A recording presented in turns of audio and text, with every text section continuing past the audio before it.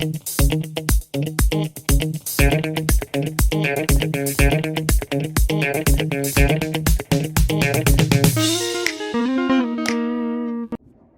there, it's me again. So you all probably recognize the plant that's behind me, right? So the question today is, what will happen if I touch it? Although that one is too easy, right? So let's look at another question that might be a little bit more interesting.